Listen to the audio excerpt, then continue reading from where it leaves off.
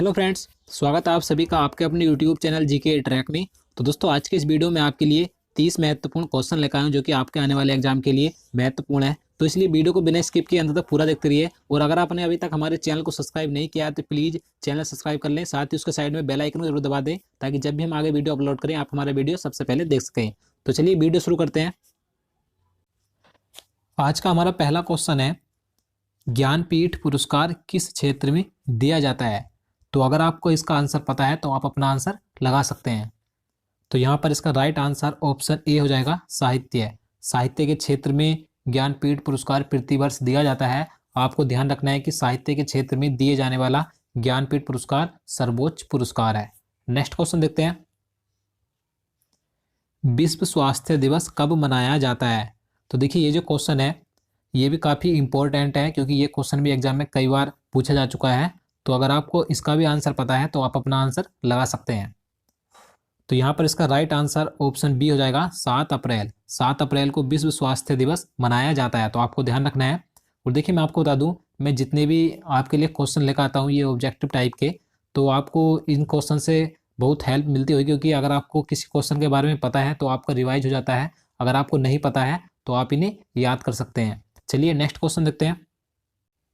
Question number 3 है, sunshine vitamin है। देखिए, ये जो क्वेश्चन है ये काफ़ी आसान क्वेश्चन, आपको पता भी होगा, लेकिन घुमा फिराकर क्वेश्चन इस तरह के पूछे जाते हैं। इस क्वेश्चन में कुछ नहीं है, आपको सिर्फ बताना है कि सनशाइन यानी कि जो सूर्य की चमक, सूर्य की रोशनी से जो हमें विटामिन प्राप्त होता है वो कौन सा होता है। तो अगर आपको भी इसका आंसर पता होगा तो यहाँ पर इसका राइट आंसर ऑप्शन सी हो जाएगा, विटामिन डी। सूर्य से हमें विटामिन डी प्राप्त होता है, तो आपको ध्यान रखना है। नेक्स्ट क्वेश्चन देखते हैं, छिली हुई सब्जियों को धोने से कौन सा विटामिन निकल जाता है? देखिए, ये जो क्वेश्चन है ये रेलवे ग्रुप डी के जो अभी हाल ही में एग्जाम हुए हैं उनमें एक दो बार पूछा गया था कि छिली हुई सब्जियों को धोने से उनमें कौन सा विटामिन नष्ट हो जाता है या निकल जाता है। तो विटामिन सी नष्ट हो जाता है, तो यहाँ पर इसका सही आंसर ऑप्शन बी हो जाएगा, विटामिन सी। और देखिए, विटामिन सी का आपको नाम ध्यान रखना है क्या होता है, स्कर्विक अम्ल विटामिन सी का रासायनिक नाम होता है। और देखिए, अगर आपको सभी विटामिनों के रासायनिक नाम और उनकी कमी से होने वाले रोग आपको पता करने हैं तो मैं आपके लिए वीडियो बना सकता हूं, तो आप कमेंट में हमें बताइएगा। चलिए नेक्स्ट क्वेश्चन देखते हैं। क्वेश्चन नंबर 5 है, केंचुए में कितनी आंखें होती हैं? तो आप भी इसका आंसर लगा सकते हैं। तो यहाँ पर इसका राइट आंसर ऑप्शन डी हो जाएगा, कोई नेत्र नहीं, यानी कि केंचुए में कोई भी आंख या कोई नेत्र नहीं होता है। तो देखिए, आपको ध्यान रखना है, केंचुए को ही किसान का मित्र कहा जाता है। नेक्स्ट क्वेश्चन देखते हैं, भारत संविधान के किस भाग में मूल कर्तव्य का वर्णन किया गया है? इस क्वेश्चन में बताना है कि भारतीय संविधान के किस भाग में मूल कर्तव्यों का वर्णन किया गया है। तो यहाँ पर इसका सही आंसर ऑप्शन डी हो जाएगा, भाग 4 के कै में मूल कर्तव्यों को जोड़ा गया है। आपको ध्यान रखना है कि जो 42वां संविधान संशोधन किया गया था 1976, उसी के अनुसार मूल कर्तव्य को भारतीय संविधान में जोड़ा गया था भाग 4 के कै में। और आपको ये भी ध्यान रखना है कि वर्तमान में हमारे मूल कर्तव्य कितने हैं, 11 मूल कर्तव्यों की संख्या है, आपको यह भी ध्यान रखना है। चलिए अगला क्वेश्चन देखते हैं। क्वेश्चन नंबर 7 है, संविधान संशोधन का संबंध संविधान के किस भाग से है? इस क्वेश्चन में आप बताना है कि संविधान संशोधन भारतीय संविधान के किस भाग से संबंधित है। तो इसका राइट आंसर ऑप्शन ए हो जाएगा, भाग 20। भाग 20 के अनुसार भारतीय संविधान में संशोधन किया जा सकता है। और देखिए, आपको अगर एग्जाम में पूछा जाए कि किस अनुच्छेद के अंतर्गत संविधान संशोधन किया जाता है तो आपको ध्यान रखना है अनुच्छेद 368 के अनुसार। तो आपको अनुच्छेद भी ध्यान रखना है। तो चलिए नेक्स्ट क्वेश्चन देखते हैं, हैजा रोग किसके कारण होता है? तो आप इसका आंसर लगा सकते हैं अगर आपको पता है तो। इसका राइट आंसर ऑप्शन बी हो जाएगा, जीवाणु, यानी कि जो बैक्टीरिया होते हैं जीवाणु, उन्हीं के कारण से हैजा रोग फैलता है, तो आपको ध्यान रखना है। नेक्स्ट क्वेश्चन देखते हैं, जोजिला दर्रा भारत के किस राज्य में स्थित है? देखिए, ये भी काफी महत्वपूर्ण क्वेश्चन है। तो इसका राइट आंसर ऑप्शन बी हो जाएगा, जम्मू कश्मीर राज्य में स्थित है जोजिला दर्रा। और देखिए, आपको एक पॉइंट और ध्यान रखना है कि ये जो दर्रा है श्रीनगर और लेह मार्ग को जोड़ता है, तो आपको ये भी ध्यान रखना है क्योंकि आपसे एग्जाम में ये भी पूछा जा सकता है। नेक्स्ट क्वेश्चन देखते हैं। क्वेश्चन नंबर 10 है, भारत सरकार का सर्वोच्च विधि अधिकारी कौन होता है? तो यहाँ पर इसका राइट आंसर ऑप्शन सी हो जाएगा, अटॉर्नी जनरल। देखिए, अटॉर्नी जनरल को ही महान्यायवादी बोला जाता है, तो आपको ध्यान रखना है कि भारत सरकार का सर्वोच्च विधि अधिकारी महान्यायवादी यानी कि अटॉर्नी जनरल होता है। और देखिए अगर हम बात करें कि महान्यायवादी की नियुक्ति कौन करता है, तो राष्ट्रपति के द्वारा ही इसकी नियुक्ति की जाती है, तो आपको ये भी ध्यान रखना है। चलिए नेक्स्ट क्वेश्चन देखते हैं।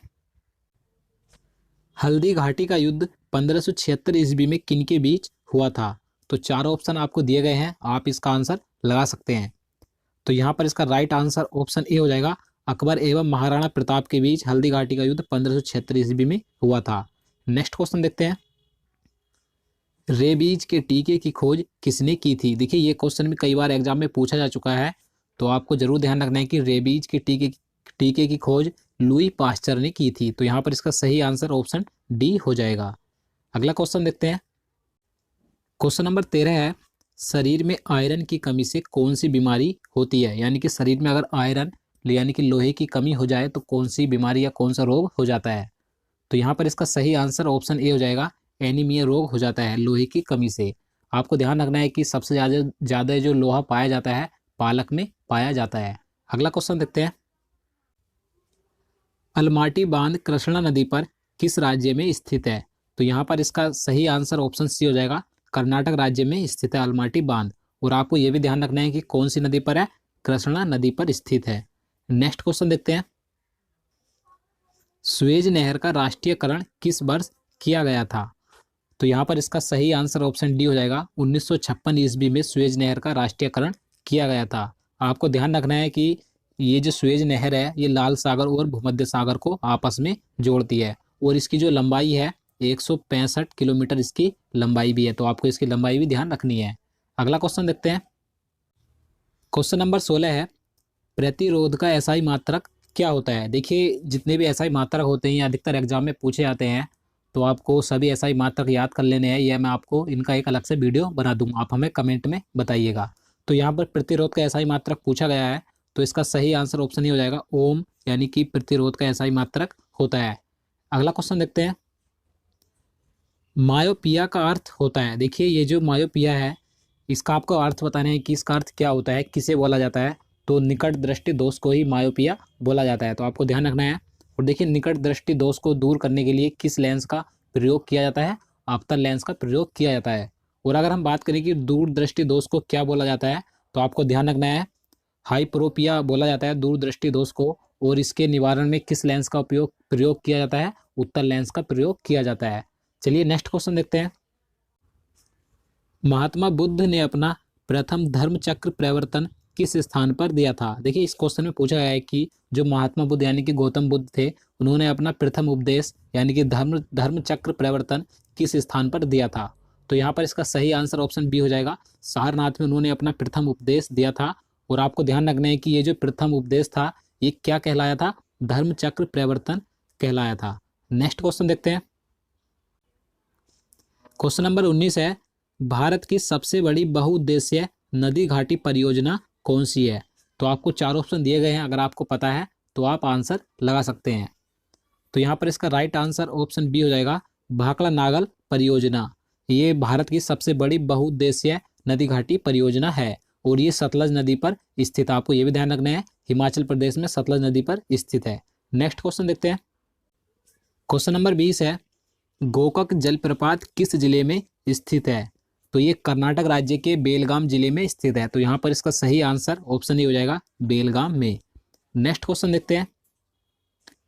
किस देश को पहले निप्पन के नाम से जाना जाता था? यानी कि किस देश को पहले निप्पन कहा जाता था, आपको बताना है। तो यहाँ पर इसका सही आंसर ऑप्शन डी हो जाएगा, जापान। जापान को पहले निप्पन के नाम से जाना जाता था। अगला क्वेश्चन देखते हैं। क्वेश्चन नंबर 22 है, काला शीशा किसे कहा जाता है? तो इसका राइट आंसर ऑप्शन ए हो जाएगा, ग्रेफाइट को काला शीशा कहा जाता है, आपको ध्यान रखना है। नेक्स्ट क्वेश्चन देखते हैं। उजला सोना कहलाता है, अब आपको बताना है कि उजला सोना क्या कहलाता है, यानी कि किसे कहा जाता है? तो कपास उजला सोना कहलाता है, तो यहाँ पर इसका सही आंसर ऑप्शन सी हो जाएगा। नेक्स्ट क्वेश्चन है, मछली के हृदय में कितने प्रकोष्ठ यानी कि चैम्बर या कक्ष होते हैं? तो यहाँ पर इसका राइट आंसर ऑप्शन बी हो जाएगा, मछली के हृदय में 2 चैम्बर या कक्ष होते हैं, आपको ध्यान रखना है। और अगर हम बात करें कि मनुष्य के हृदय में कितने कक्ष होते हैं, तो 4 कक्ष होते हैं। और मेंढक की अगर बात करें तो मेंढक में 3 होते हैं, तो आपको ये तीनों ध्यान रखने हैं। नेक्स्ट क्वेश्चन देखते हैं। क्वेश्चन नंबर 25 है, प्रिंस ऑफ वेल्स कप किस खेल से संबंधित है? तो यहाँ पर इसका सही आंसर ऑप्शन बी हो जाएगा, गोल्फ से संबंधित है प्रिंस ऑफ वेल्स कप, आपको ध्यान रखना है। अगला क्वेश्चन देखते हैं, भारत की सबसे बड़ी कृत्रिम झील कौन सी है? तो यहाँ पर इसका राइट आंसर ऑप्शन ये हो जाएगा, गोविंद बल्लभ पंत सागर भारत की सबसे बड़ी कृत्रिम झील है और ये यूपी के सोनभद्र में स्थित है, आपको ध्यान रखना है। अगला क्वेश्चन देखते हैं, क्वेश्चन नंबर 27 है, इंडिका किसकी रचना है? तो देखिए काफी आसान क्वेश्चन है, आप इसका आंसर लगा सकते हैं। तो इसका राइट आंसर ऑप्शन ये हो जाएगा, मैगस्थनीज की ये रचना है इंडिका, आपको ध्यान रखना है। अगला क्वेश्चन देखते हैं, लाख बक्स किसे कहा जाता था? तो देखिए लाख बक्स की उपाधि यानी कि लाख बक्स किसे कहा जाता था? तो कुतुबुद्दीन ऐबक को लाख बक्स कहा जाता था, तो यहाँ पर इसका सही आंसर ऑप्शन ए हो जाएगा। नेक्स्ट क्वेश्चन है, क्वेश्चन नंबर 29 है, 1 रुपए के नोट पर किसके हस्ताक्षर होते हैं? तो यहाँ पर इसका सही आंसर ऑप्शन बी हो जाएगा, वित्त सचिव, वित्त सचिव के हस्ताक्षर होते हैं 1 रुपए के नोट पर, आपको ध्यान रखना है। और बाकी जितने भी नोट होते हैं उन पर सभी भारतीय रिजर्व बैंक यानी कि गवर्नर के हस्ताक्षर होते हैं, आपको ये ध्यान रखना है। और अगर हम बात करें कि वर्तमान में वित्त सचिव कौन है, हाल ही में बनाए गए हैं AN झा यानी कि अजय नारायण झा, हाल ही में भारत के नए वित्त सचिव बनाए गए हैं। मैंने आपको इससे पहले जो वीडियो अपलोड किया था उसमें मैंने आपको बता दिया था, अगर आपने वो हमारा करंट अफेयर्स का वीडियो नहीं देखा है तो आप उसे एक बार जरूर देखिएगा। चलिए नेक्स्ट क्वेश्चन देखते हैं, भारतीय रिजर्व बैंक का मुख्यालय कहाँ है, यानी कि RBI का मुख्यालय कहाँ पर स्थित है? तो इसका राइट आंसर ऑप्शन डी हो जाएगा, मुंबई, मुंबई में RBI का मुख्यालय स्थित है। और देखिए मैं आपको बता दूं, अभी हाल ही में नए RBI के गवर्नर बने हैं। अब मैंने इससे पहले जो वीडियो अपलोड किया था उसमें मैंने सभी करंट अफेयर्स के महत्वपूर्ण क्वेश्चन कराए थे, तो आप उस वीडियो को एक बार जरूर देखिएगा। तो दोस्तों आज के लिए इतना ही, उम्मीद करता हूँ आपको वीडियो पसंद आया होगा। अगर आपको वीडियो अच्छा लगा हो तो लाइक कर देना और चैनल को भी जरूर सब्सक्राइब करना, साथ ही वीडियो को ज़्यादा से ज़्यादा शेयर करना ताकि हम आपके लिए आगे भी इस तरह के वीडियो ला सकें। तो चलिए मिलते हैं नेक्स्ट वीडियो में, तब तक के लिए नमस्कार।